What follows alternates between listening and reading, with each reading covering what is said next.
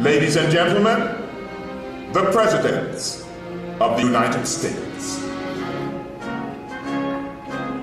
George Washington, John Adams, Thomas Jefferson, James Madison, James Monroe, John Quincy Adams, Andrew Jackson, Martin Van Buren, William Henry Harrison, John Tyler, James K. Polk, Zachary Taylor, Millard Fillmore, Franklin Pierce, James Buchanan, Abraham Lincoln, Andrew Johnson, Ulysses S. Grant, Rutherford B. Hayes,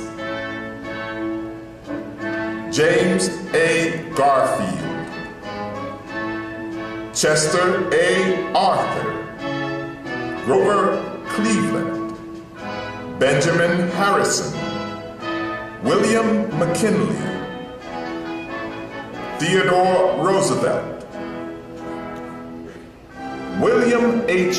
Taft, Woodrow Wilson, Warren G. Harding, Calvin Coolidge, Herbert Hoover, Franklin D. Roosevelt, Harry S. Truman, Dwight D. Eisenhower, John F. Kennedy, Lyndon B. Johnson, Richard M. Nixon, Gerald R. Ford, Jimmy Carter, Ronald Reagan, George Bush, Bill Clinton, and the current President of the United States, George W. Bush.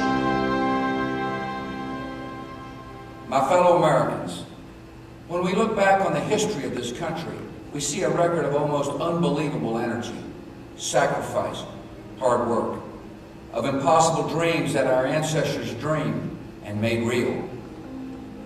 We see injustice, too, that weighs on our hearts even today. But for every injustice, there has always been a voice crying out to right it, and America has always listened to those voices. We are listening today.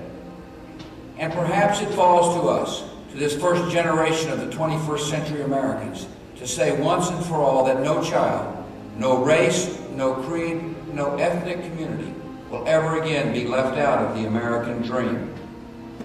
Through education, through the opportunity to work, and to enjoy the fruits of that work, we can open every closed door, expand the horizons of all Americans.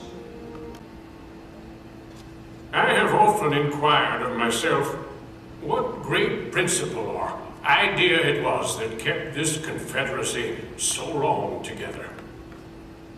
It was that all should have an equal chance, that all are created equal. This is the sentiment embodied in the Declaration of Independence. Most governments have been based on the denial of rights. Ours began by affirming our rights.